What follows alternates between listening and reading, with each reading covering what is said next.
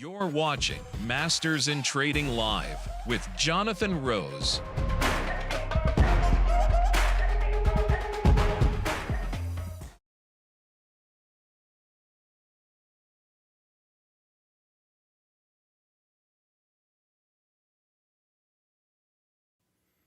Hey everybody, it's Jonathan Rose and welcome to Masters in Trading Live. Big week, right? Or big day tomorrow, Jackson Hole. So something I've seen throughout my career. I started trading in 1997. It's all I've done throughout my career.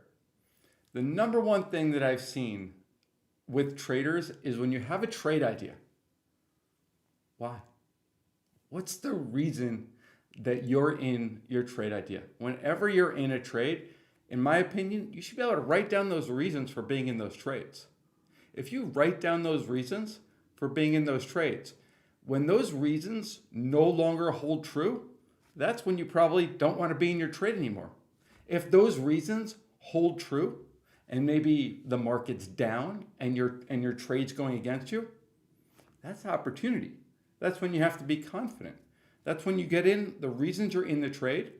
Now the market's just giving you a much better deal. So we're going to talk about the why, because we had a great discussion about the why. We're talking about the why in gold. Then we're going to talk about Jackson Hole. Then we'll talk about the QQQs and ODTE options. Now, before I head over to the charts, we talk about building your memory bank all the time. What does that mean? It just means when you go through experiences in the market, remember them. They happen all the time. Rinse and repeat. So this week, the biggest event is Friday. So all week is a big old nothing burger. Nothing is going on until Friday, until the big release comes and the market is free to move. So it's not surprising. Monday, Tuesday, we get a little bit of a rally. Wednesday, we pause. Thursday, we start pulling back. And I wouldn't be surprised if we go into the Jackson Hole announcement tomorrow at 10 o'clock at 480, 482 in the QQQs, right where we are right now, because the market's not going to move until Powell releases it and allows it to. So let's go to the slides. I got a bunch to show you. By far, the most important thing that I want you to do is have a why. What is the reason why you're willing to risk your hard-earned money? There has to be a strong, significant reason, okay? So here's the question I got, and this will be the foundation of our conversation for the next couple of slides. So we've been talking about gold, okay? And we're talking about selling gold on opportunity. But what I want you to realize is gold, it's not just expensive, it's expensive relative to something else. Right now, gold is expensive to everything. So I know we're bearish gold.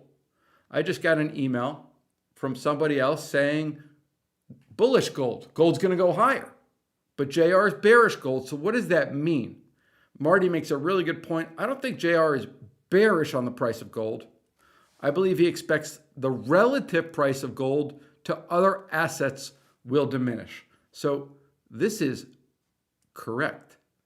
And I'm going to show you right now, gold is expensive relative to everything. If gold continues to trade higher, the argument is other comparable assets will outperform on the rally. So let me show you what I mean. Here, we're looking at gold relative to silver. I am bearish gold relative to silver. So in the promotional portfolio, we suggested silver trades. We have 2 trades in silver. Why? The reason is silver is inexpensive relative to gold. That's what you would write down when you're long silver. As long as silver stays inexpensive to gold, you would want to stay in silver because you could always trade gold as a free hedge or a free protection. That's what gold versus silver looks like. Here we're looking at gold versus copper, gold versus platinum. Great comment. Hey, JR, gold and copper aren't as correlated as gold and silver. Darn right. But they're still moving together, right? This chart, they are moving together. So if you wanted to bet for these lines to come all the way down here, that would mean you would sell gold and you would buy copper or platinum. So a trader doesn't have to sell gold. Maybe the trade that they're more comfortable in, hey, there's a lot of inflation. I think rates might be going down. Copper performs really well when housing performs well. Maybe you want to get long copper. Those are reasons for being in a trade. Too many times, people will tell you, I think something's going to go higher. Why? Feel, I'm going to rap a little bit. Feel is not real. Just a rhyme. It's not a full rap. But feel is not real. Anybody tells you they feel like gold's going higher, they feel like gold's going lower, that's awesome. Why? Give me a real freaking reason. Let's move on. If gold is expensive, we can also infer that gold miners are probably expensive. GDXJ. GD, that's a J, JR.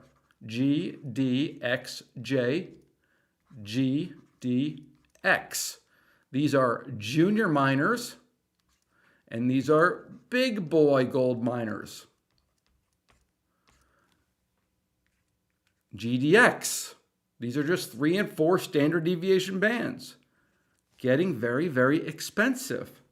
What about, this is GDX. The first one was GDXJ. Okay? Have a reason for being in the trades. Gold's expensive. Gold miners is a place where you can look.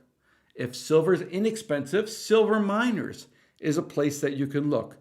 It all comes down to having an opinion and then trading your opinion. GDX here against SIL. Now we're just looking miner to, I'm going to say gold miner to silver miner and playing the differences between the two. Notice how gold miners are pricey relative to silver miners.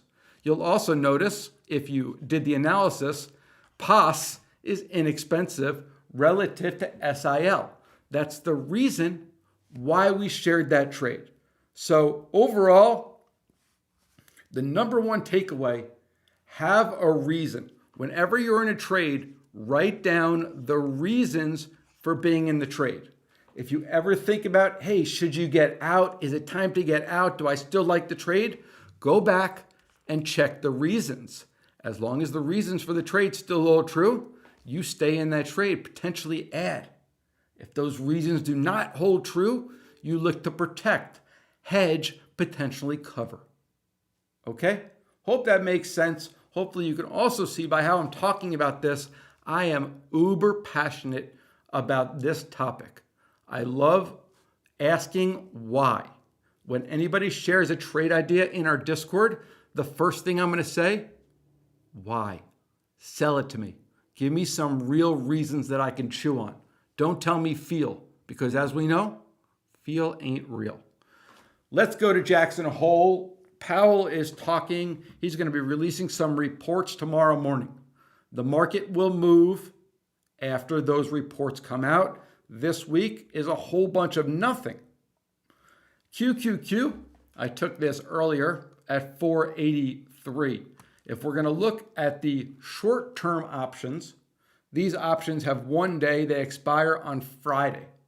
Okay? The options that expire on Friday, we have our line in the sand at 475. We've got some considerable support there. when you think about how far can the NASDAQ really move in a short period of time, look at where is their options being, there's real prices up here. Okay, 490, 475. We talked about buying some puts yesterday. I wouldn't be surprised if the market trades lower after Powell. So a good risk reward. You could consider buying some of these short-term options, 477, 478. I think it's a pretty prudent play. If I come here, you guys have seen this as we're looking at the expected move of the QQQ. Here was our super QQQ trade from 2 weeks ago when the Qs trade outside of its expected move. Right now, it's right back into its expected move. We are just waiting. It is a wait and see environment right now. Here's my little cheat sheet because I always forget when to stop. So now I have Alabama's marching band helping me remember when to stop, when to go to the screens, and when to say, thank you so much for watching. We get on here live every single day the market's open, 11 o'clock Eastern time.